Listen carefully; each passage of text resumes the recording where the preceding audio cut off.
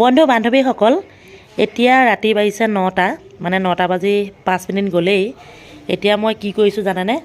বহুত সৰহকৈ বগৰী লৈ থোৱা আছিলে ভাবিলোঁ কিছুমান বগৰী মই এনেকৈ দুটা বয়ামত ভৰাই নিমখ দি এনে ধৰণে থৈ দিছোঁ এইখিনি এনেকৈ যদি থৈ দিয়ে বহু দিনলৈ বেয়া নহয় আপোনালোকে থৈ চাব মই আমলখি